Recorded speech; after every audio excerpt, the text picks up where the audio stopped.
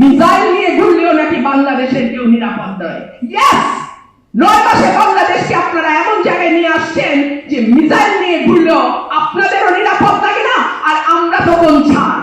আমি যদি প্রশ্ন করি ভিডিও না আসা পর্যন্ত সরকার কি করলো, they have to answer it. হতে পারে তার সঙ্গে তার ব্যবসায়িক দ্বন্দ্ব আছে, হতে পারে তার সঙ্গে তার রাজনৈতিক মতেরই অমিল আছে, এবং রিপোর্ট বলছে এর অনেকগুলোতেই অর্থনীতি জড়িত, অর্থাৎ টাকার বিনিময়ে 10 জন 20 জনকে ভাড়া করে এইভাবে মব তৈরি করা হয়। আমরা দেখলাম বাংলাদেশে একটা নতুন সংস্কৃতি তৈরি হয়েছে। আজকে সোহেলের হত্যাকাণ্ড নিয়ে, সোহাগের হত্যাকাণ্ড নিয়ে অনেক কথা হলো। আমি যদি প্রশ্ন করি 100 মিটারের মধ্যে আনসার ক্যাম্প, আনসার কি করলো? আমি যদি প্রশ্ন করি পুলিশ কি করলো? আমি যদি প্রশ্ন করি ভিডিও না আসা পর্যন্ত সরকার কি করলো? they have to answer it.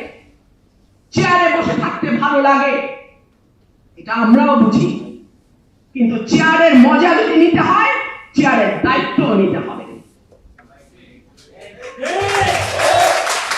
ক্যাবিনেটে একজন সদস্য তার কেবিন ব্যাগে করে ম্যাগাজিন ক্যারি করে। আমি খুব বেশি বিদেশ যাই না, কিন্তু আমার এখানে যে 2 বন্ধু বসে আছেন তারা বিদেশেই থাকেন। তারা জানেন না কেবিন ব্যাগে কি নেওয়া যায়, কি নেওয়া যায় না। আমাদের স্বরাষ্ট্র উপদেষ্টা হাসতে হাসতে বললেন চশমার বদলে ওই যে মোবাইল, মোবাইলের বদলে ওই যে চশমা। তো এই সরকারটা কি গুলির ম্যাগাজিনকে চশমা আর মোবাইলের মতন অত্যাবশ্যকীয় কিছু করে ফেলেছে? ম্যাগাজিন পাওয়ার পরে ওই উপদেষ্টা আবার বলেন মিসাইল নিয়ে ঘুরলেও নাকি বাংলাদেশের কেউ নিরাপদ নয়।